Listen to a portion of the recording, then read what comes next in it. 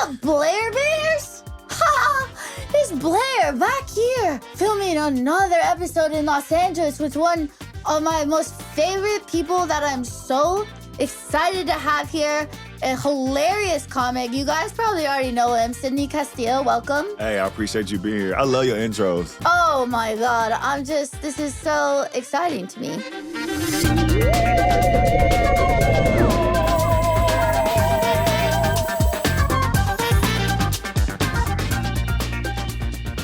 Sydney, we knew of each other for many years. Mm. Always thought you were very funny. Likewise. But really connected this last year because you reached out to me when I was in such deep grief and were so supportive, and it meant so much to me. And I feel like that's where I sort of getting to know you in a little bit of a deeper way. I saw your tweet. I saw your tweet or your post, and I was like, damn. I know what that is. I know what that pain is. Then everybody give you antidotes. It's gonna be okay. It's like, hey man, it sucks. Yeah, you know I know. I mean? But I'm right here. Well, you become a different person overnight. Your whole worldview. Yeah. You're heartbroken. Yeah, heartbroken. Impossible.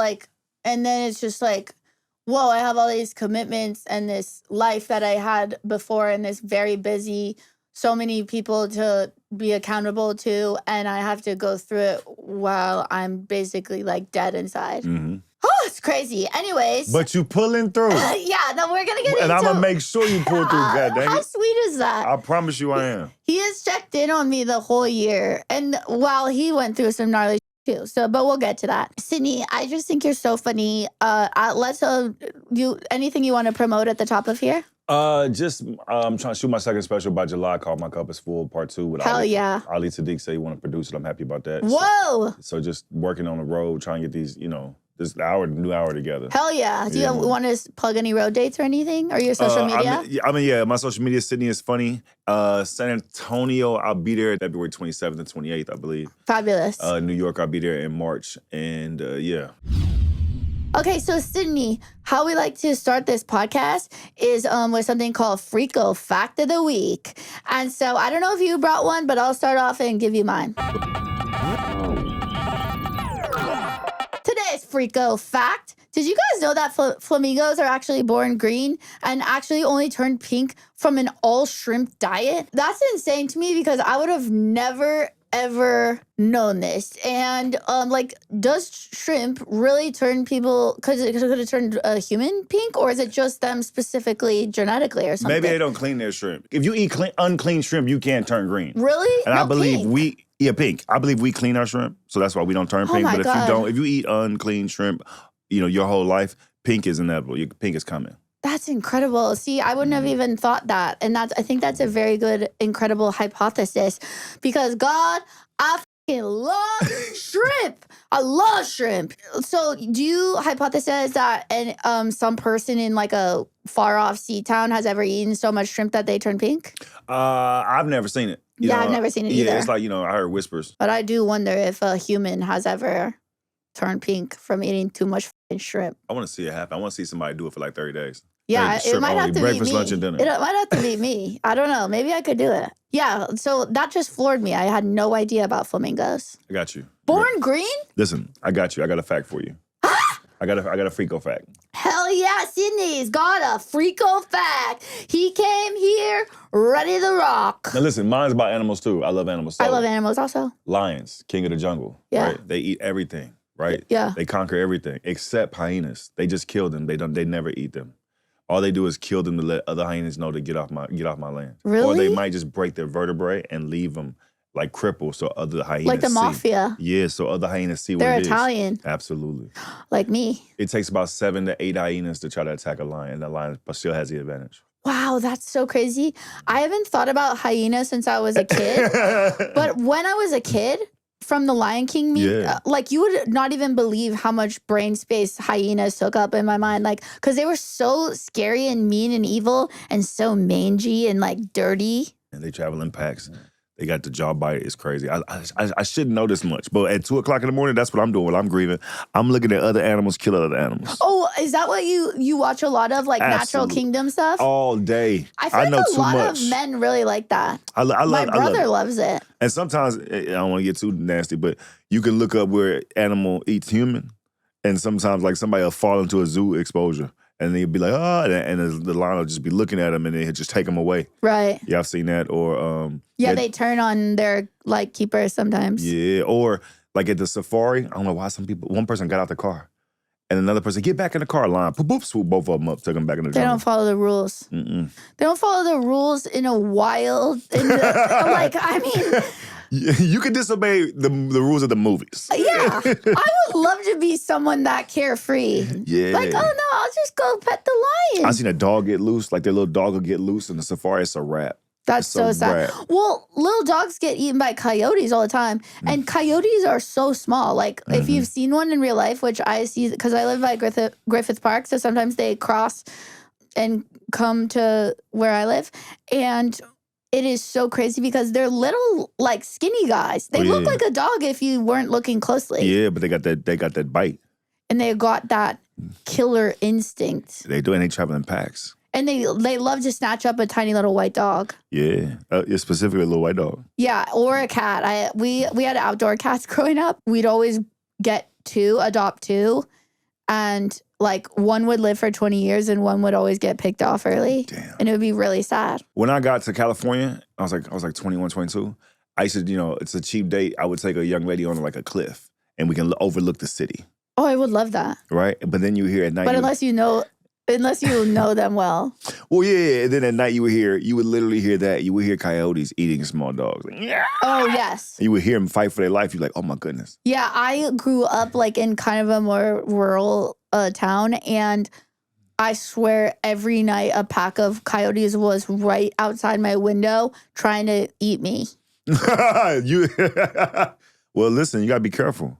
I know. Yeah, you gotta keep. But they were trying to find me, and they knew I was there, even though I was inside of walls. What'd you do? Nothing. I just laid there afraid, and I was like, I wish they would shut the up. I lay behind the walls, actually afraid, waiting for sunlight. That's true. I've always been the terrible sleeper. Oh my gosh. Okay, so I have so many questions. Sydney, as I've recently discovered through my Instagram analytics, 85% of my audience is men. But the reason I was bringing up the female male audience is because I started this podcast and where I was like, oh, I just want to start something that's completely authentic to me. And this is the first time I've ever wanted to do a podcast in my life, like actually, genuinely.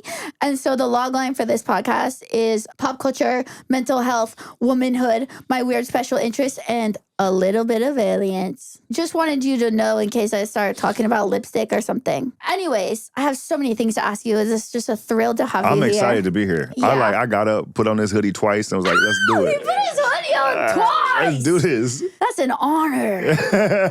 I am deeply moved by that. Okay, first question. What's your favorite thing about women? I think women are funnier than men. Like they make me laugh way more. It's just like natural, like just being funny. What an incredible answer! We are absolutely off to the motherfucking races. First question, incredible, folks. A woman that make me laugh, man. Look, got me cheese. I don't laugh a lot. I be walking around like looking serious, and people like, you do comedy? I be like, yeah. I know people always say that to me too. Yeah. They go, you do comedy? Yeah. I have a joke about that right now. Literally. They're like, I can't picture it. That's all they say. And I'll be out places, I don't really smile like that. They're like, what do you do? Like, I would do stand up. And they're like, yeah, what do you do? I do stand up. I know. It's like they can't believe it. Yeah, but that's why I lie to Uber drivers, because every single time they go, you don't seem funny. I go, that's because I'm not on the clock, bitch. That's because I'm just going to Ralph's right now, bro. Yeah. You know what I mean? I hope you can just take me there. Or I'm also paying you for a service. I didn't know I had to perform for you. Yeah, I'll bill you after I get my tab. I'll give you yours. Absolutely. Sometimes I say, how much money do you have? Yeah. When they ask me, they tell me a joke and I say, how much money do you have? You should, listen, you should charge $250 $250 a bit in the backseat. I am getting such incredible Dog, information and you suggestions literally, you right like, now. sir, listen, I'll be honest with you. I don't do this often, but when I do it, I charge $250. What do you mean? I tell jokes in the back of an Uber. Sometimes you get one bit. The bit is 2.5 minutes. After that, yeah, my Cash App needs to ring. Okay, so Sydney is actually helping me cultivate multiple streams of income in the first 10 minutes of this podcast. I like things are looking up. Good idea. Love that. Okay. What's your skincare routine like? You know what? You have nice skin. I appreciate it. I try to drink a lot of water. And then I ain't gonna even lie to you. It's like a cleanser and then like a lotion. I don't know. I just got somebody put me on it and then I use it every day. You keep it simple but consistent, baby. Yeah, wash my face and then a cleanser and then it's like a soap and then boom. Right. What about sunscreen? I don't really use sunscreen because I don't really go outside like that. But yeah, I don't need it. You're in your cave or what? Do you love your home? I love it. I don't go outside unless I have a show or I'm on the road. But people like come outside.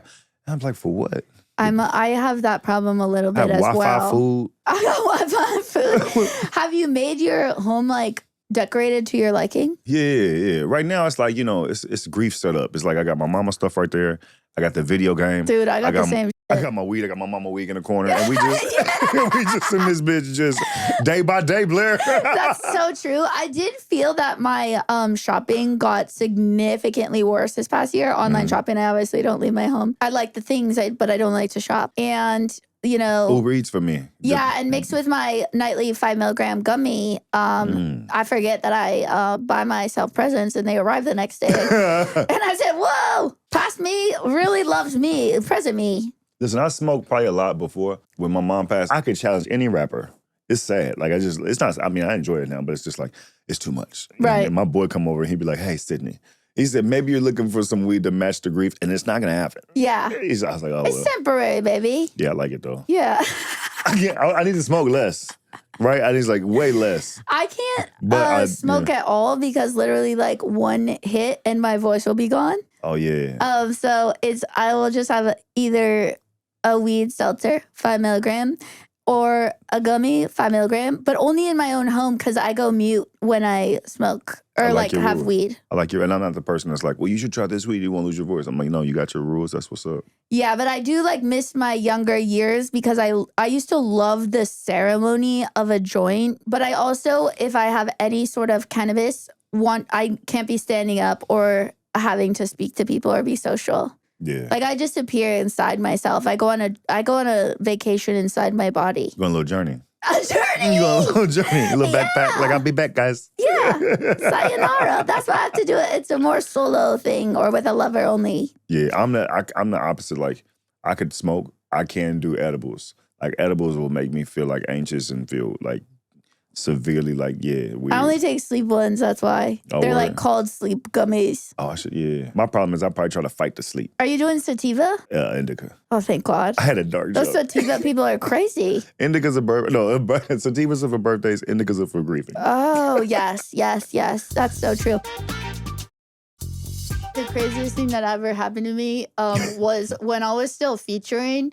Like, I toured with Ron Funches for years, and we were at Cap City in Austin. Yeah. And Ron smokes, like, quite a bit. He's very into marijuana and can do it before he goes on stage, all that stuff. Like, I cannot. I tried it when I was younger, but it's like I have a lot of my jokes are extremely specific wording. A lot of it is like bits that build into like a crescendo where if like I lose any momentum or forget a line or something, the whole thing's shot.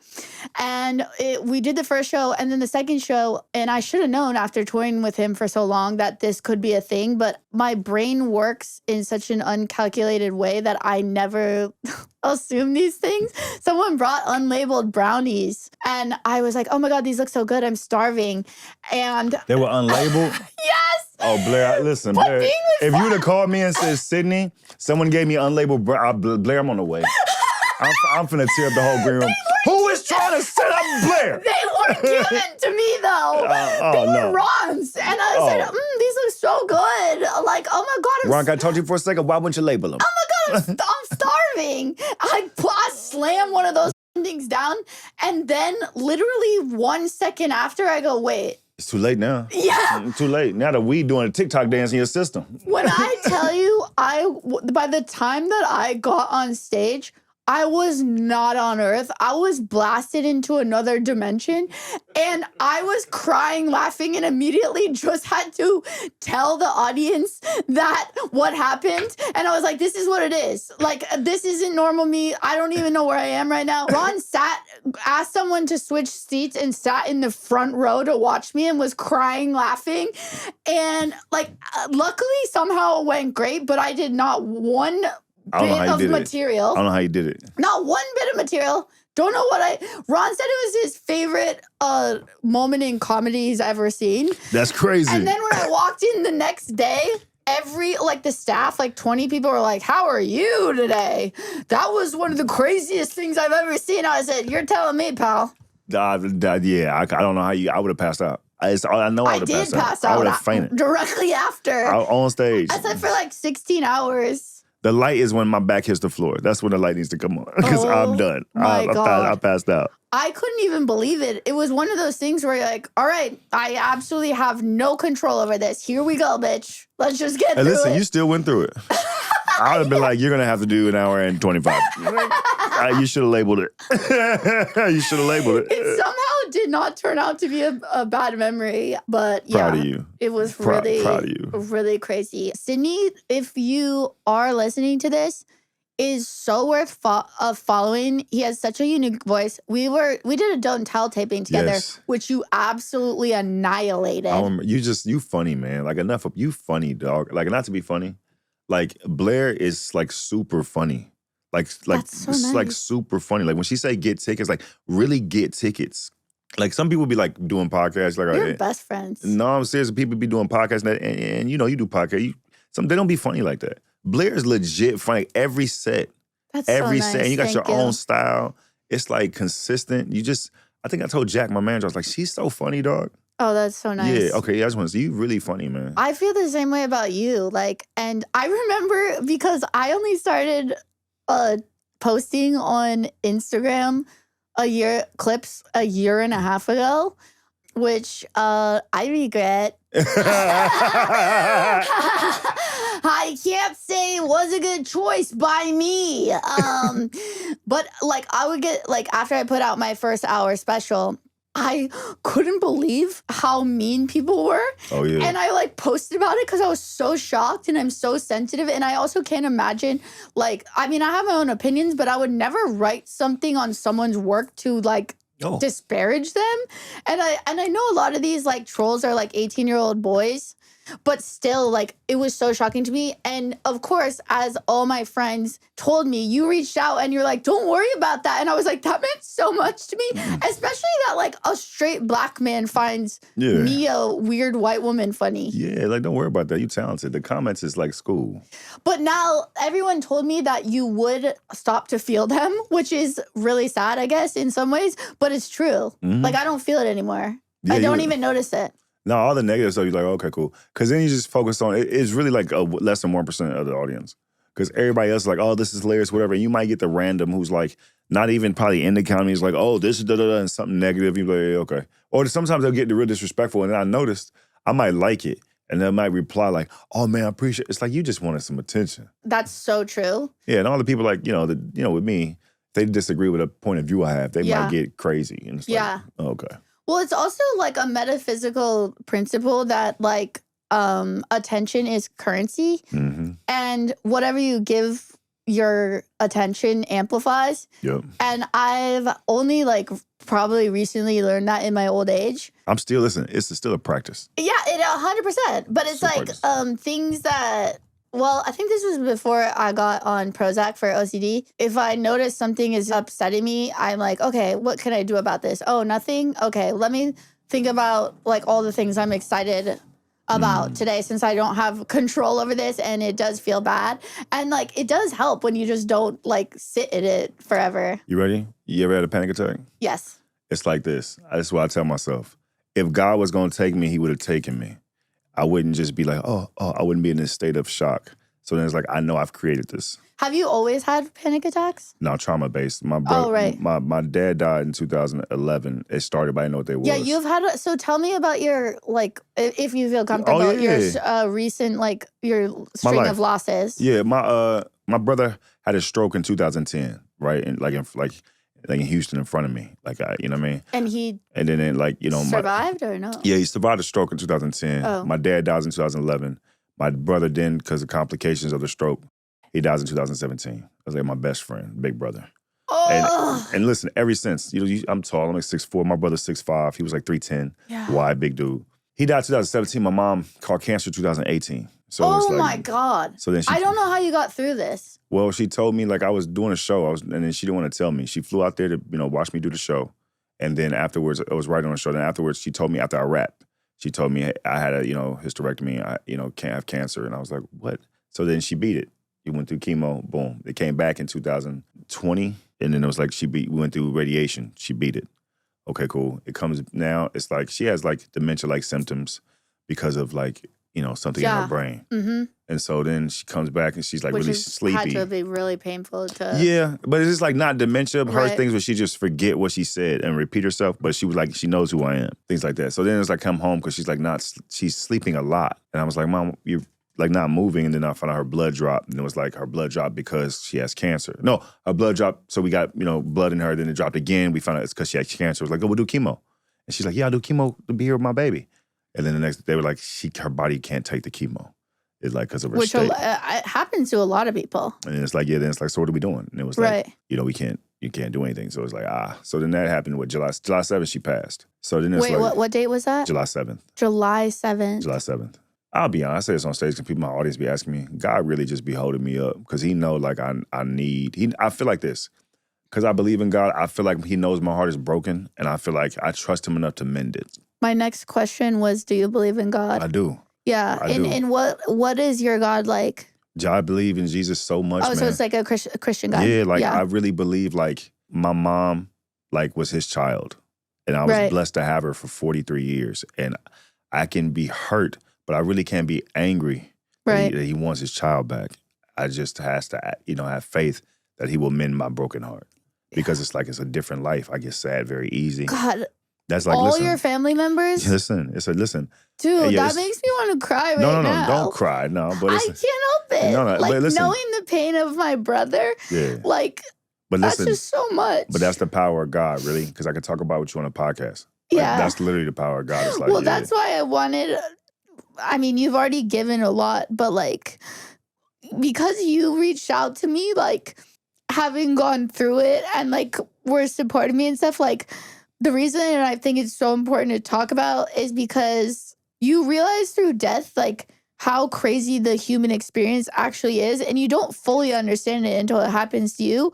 And I was wondering, like, do you have any advice for, like, someone who's newly lost someone? I would say that what I'm learning is, you know, my mom, her last days was like confusion. It was like, she would say, so like, baby, I wasn't scared when I got here, but I'm nervous. I'm dying. And then it was like, you know, the next day she had to explain. She's like, I said, Mom, we're in a fight for your health. And then she would be like, but baby, I've been fighting.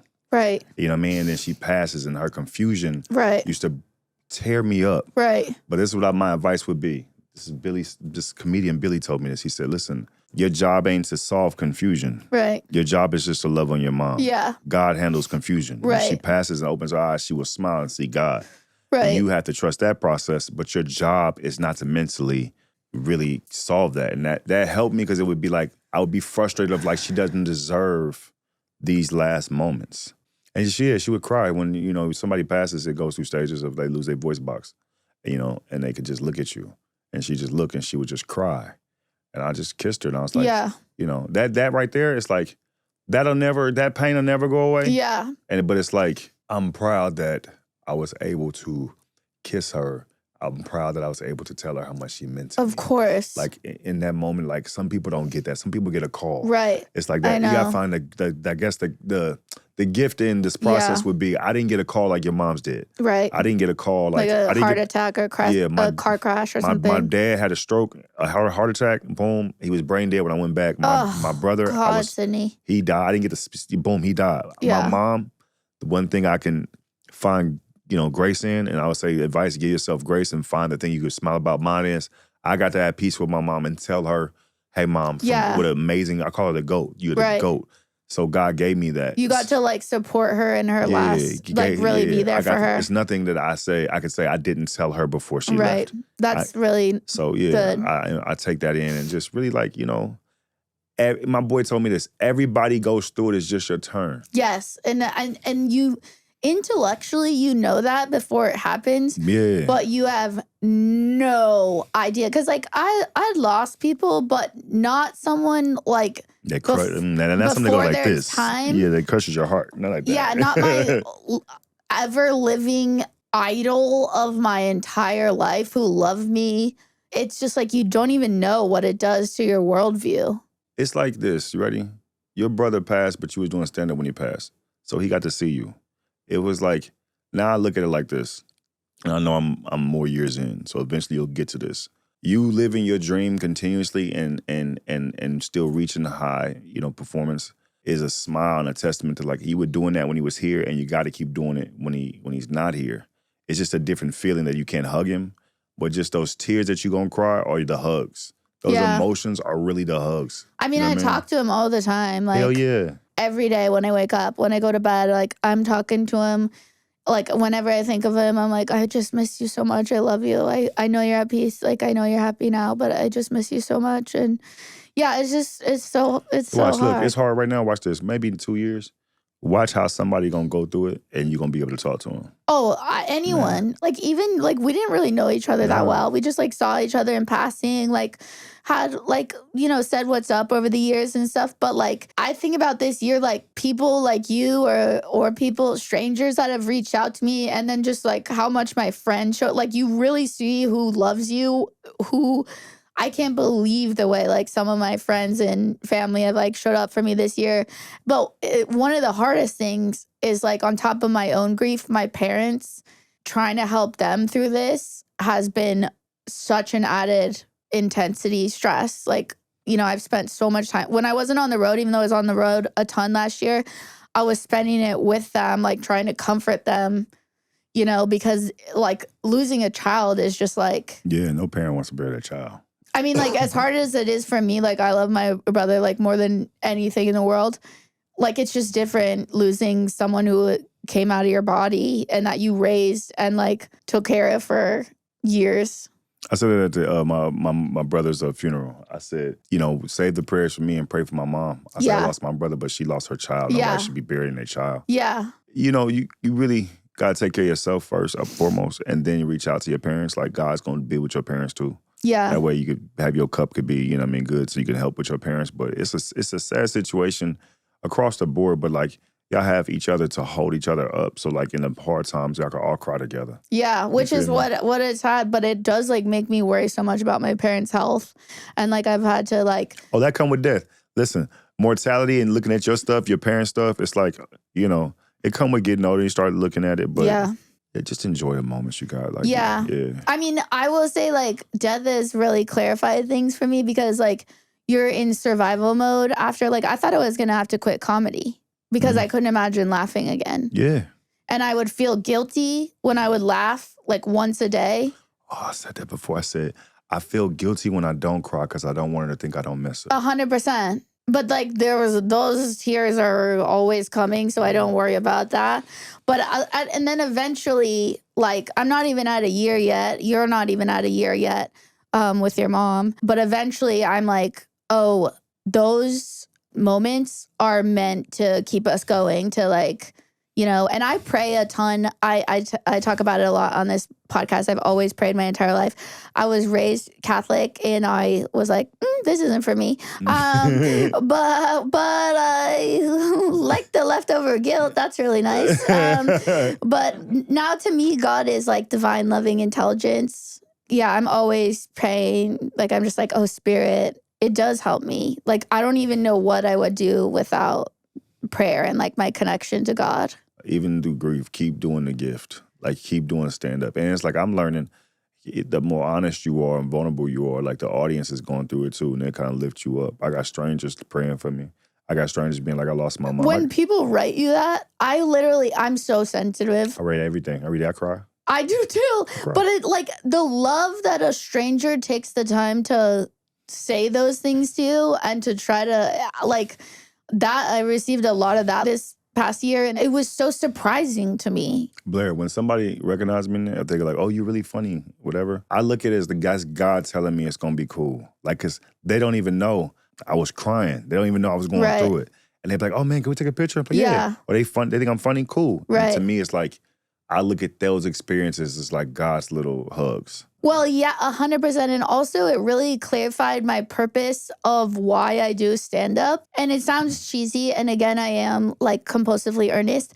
But I was like, oh, my purpose is to try and spread whatever joy and love and make people feel seen or like laugh to like add a little joy to their day. That's my purpose. Yes. Yeah. And you're great at it. Thank you. For So are real. you. You're great at it, man. So are you. So are and you. You're gonna find a community of people. That's how you found, like, I knew you was funny, but listen, there's more people like me that feel you. Well, yeah, because everyone goes through it. When you said you lost your brother, I was just like, You know? And I was just thinking like, you're just a big brother. It's like, I know them emotions finna be heavy, but like, just my point to being in your life is to support your comedy, but also know, like, feel seen and don't ever feel like, damn, I'm alone. Like, Sid been through that. Yeah. Sid wish he had more time with his brother.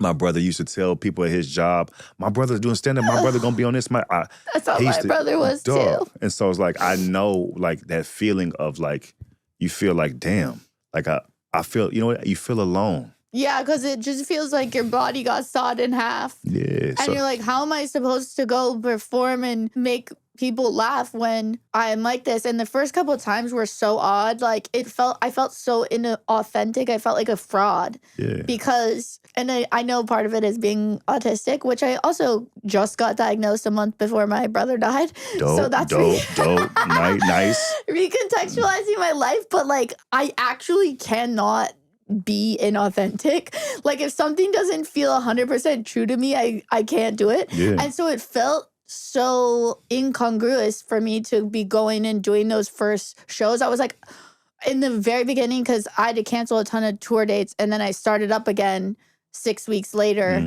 because I was like, I don't want to get dropped. Like I have a million more dates, like whatever. I've already missed so many. And I went, and like my first road date, I was so scared. I cried the entire time. Nice. When I wasn't on stage. Nice. I had a panic attack before. I hadn't buried my mom. I had a show in Seattle and I still went, and I hadn't put it in the ground yet. Oh, I was backstage. that's too soon. Panicking. I called EJ. Why I was did like, you cancel? Because I needed to. You needed to I do needed it. to do it. And the audience knew she passed. So I went out there and it was like, my boy said, you came out like Lauryn Hill, like, I don't have to be here, but I'm here. That's so funny. But I needed it. And how much, like, when you do have a laugh like that, or like a comic does make a joke or like a dark joke or something, those laughs literally feel like lifeboats. When you like get a belly laugh when you're in the deepest despair of your life, it is like, oh, thank God. Like, this is keeping me above water. No, listen, I know it's going to be odd to look at it like this, but it's almost like we're like superheroes. Because not everybody's superhero. They don't have what it takes. Not everybody been what we've been through. But other people that been what we've been through can identify with us. Yeah. And like we understand each other. When you down, cool, I've been there. What's up? Right. What you need? That's so sweet. Yeah, it's for Same real. with you. No, but it's so crazy because I remember like I couldn't imagine getting back on stage. And when I did with my hour, like my current hour, and it's changed a lot, I was like, who the f wrote this? I don't even know this person. I am a completely different person overnight. None of this resonates with me. I feel like when my brother died, I was like, damn, my mom died, I got so sad, but I feel like I became an animal on stage because it's what keep me going. Yeah. Like it literally. Same with me. Them 5 shows I just did in Arlington, like them 5 shows, the audience don't even know what that mean for me. Because on Monday, I'm back being like, oh, but I'm going to enjoy them 5 shows, them 3 days from them 5 shows, have an amazing, like, it's almost like, I don't want to compare it to sex, but like just releasing. Yeah. And it's like, I needed that. Yeah. And then that is so true. Like, then it turned into, after I got my sea legs again, it was almost like a a superhero thing in that I got to have a different identity, a break from the real me for like an hour. And that felt good. And I was like, okay, at least I can try in my absolute helplessness that is my life right now to try and, in a way, like I'm not trying to say I'm some philanthropist, try to like do service into like you helping are, though. other That's what people. you're doing inadvertently because your pain you're talking about, you are literally providing a service of help. What's a weird ritual you have? When I sneeze, I'll sneeze. I'll rub my face after I sneeze. Oh, I love that. That's a really unique one. Thank you for your honesty. What makes you feel the funniest? Okay, you ready? Yeah, I'm ready. For me, like, that was deep, right? You ready? I'm ready. If I have a newer bit and I'm nervous, but I commit to living in the moment and it builds and it's working and you can stack just like just living in the moment and the bit is building, boom, boom, boom, boom. When you knew you just had this base, but the crowd was right, the moment was right, and you just lived in the moment, that makes me feel like, boom, like, you know what I mean? Like the funniest. Like I just talked about some guys in a vest the other day. It's because, it's just in the moment of that. I think it's also because there's like risk involved. Right, you could fail. This could go left. Yes. And it's like when it's in every moment, it's like, ha, you like, and you're just like, okay. It's like a gymnast, and then they dland. It's like, if I can get a 10, if I land this, land this plane that I just, you know what I mean? I'm drunk driving. It's like Carrie Strug in the 1990s, six, I think, yeah. I watched that live. Ice skating, yeah. Even though I'm only 24 years old. that is like Carrie Strug, landing on one foot, getting the gold medal, bitch. Yeah, dog. It's like that makes me feel the funniest when I've lived in a moment and I've created in that space where I got the audience laughing. Maybe I laugh. It's like, oh man, I'm doing it right now. Yeah, that's incredible. That made me feel good. I love that. Yeah. Do you believe in aliens? Yes. To the extent of I want to see one, absolutely not. But I do believe that there might be some other creatures out there. I wouldn't be against that. Do I want to meet one? Absolutely not. And, yeah, and absolutely not. Do I want to go seek them out? Absolutely not. Right. Absolutely. But do I believe they're there? Yeah. You know, if they do come, I hope they got YouTube. You know, I hope they think I'm funny. Because that's going to be awkward. Yeah, I don't think like I really want to perform for them unless they're like really fucking chill and cool. What if they paid amazingly? What if the dollar and the alien dollar was just crazy? This is like another form of like income. You know, Saudi Arabia. The aliens are the new Saudi Arabia in terms of paying for comedy. See, where you going? You're not gonna believe this. But I got a show on the moon. And then I'm gonna hit Saturn. I'm doing a run. Yeah, I'm coming back with $17 million. So you thought Riyadh was bad. I'm going to a different galaxy, bitch. They pay over there. I'm gonna do a run real quick. Sure, I might get lost in gravity and have my ears explode in blood. You know, sure, they might blow up our entire civilization, but I'm getting that money, honey. But Blair, we finna be balling when I land. We finna be balling. I could get my Porsche, you know, since a man hasn't bought me one yet. I know you're all listening. My Instagram insights told me. Where's my Porsche, bitch? 2016 is coming. 2026. I'm all 10 years old. Yeah. Damn, my bad. Okay, and then what's your greatest dream? It's gonna get sad. I think I lived it. My greatest dream was my family see me be successful. I can't accomplish anything that'll make me happier than that. I'm crying. This is why I have to look. I know I'm autistic, and that's why I have to wear sunglasses. And also, I can't do a full fucking beat every time I need to record. But the other reason, a beat is a funny phrase. I can't do a full beat every episode. Okay. I can't stop crying under these lenses. Holy shit, that's so beautiful. Yeah. And you must have so much peace in knowing that. Yeah, my mom's like seen me on TV. I worked on a TV show. She came to set. She seen me get recognized. My brother seen me get recognized. My dad, he was older. He seen me on TV. It's like, okay, God. You know, now everything is just a bonus. Like, you know what I mean? I learned like from being in deep trauma therapy I truly believe my therapist is the most brilliant therapist on earth. Like the amount she's changed my life. Cause I was like an intellectualizer for so long. I would be able to like talk about a story without it like healing me. And then I told her when I started with her, like my intention for therapy is to not like complain about others, is to learn how to deal with things myself and put the focus on me and changing patterns of trauma or like shame or guilt or all these things, reactions. Like another one of I was telling on the first episode, because I love a new year, and one of my other mantras besides the more I create, the happier I am. And it's like not a means to an end. It's just like doing the work, because I never feel better than when I'm actively engaged in my creative work. Like that's the healthiest and best version of myself. The other thing that I was saying, my goal, and I've actually really achieved this and come super far. I mean, I'm not perfect by any means. No one is. We're humans, bitch. My intention has been to respond rather than react. Because growing up with older brothers, and then like we had like 13 families with boys in the same age in our neighborhood, and there was no girls my age or like near my age, oddly. It was just like man-to-man combat. Like I had to learn to be tough, even though I'm literally the most sensitive person alive. Yeah. Like if someone come at me, I would be like, oh, what's up? I feel like comedy put weight on me, but I was like a skinny kid. I didn't grow. Really? Yeah, I didn't grow till I was like my junior in high school. Oh. But my brother's 6'5", 300, like wrestle him, fight him. So like people don't understand, like, you know, I'm not saying I'm gonna win every fight. Right? But my brother was so big, it would take that size to intimidate me or bigger. Because he hit me hard or things like that. And I actually had to resort. I remember telling my brother, listen, crazy story, but one time he was like, I was a kid. He was like, when you go to bed, I'm gonna beat your ass. And I said, you too big to be touching me. I lost. I said, you too big. I said, you put your hands on me. I said, I'm gonna heat this iron up and I'm gonna put it to your face. And he was like, he thought I went crazy. But I was like, he was that big. Where that's why I was like, look, you ain't gonna be just punking me. Yeah. Me and Hayden's oldest brother, RJ, for both me and Hayden was like the sun, moon, and the stars. Like he was someone who just came out of the womb ripped. So did I. I didn't love that aspect, although it did afford me a lot of athletic success and my college experience. But just naturally jacked, an insane athlete, like so good at everything he did.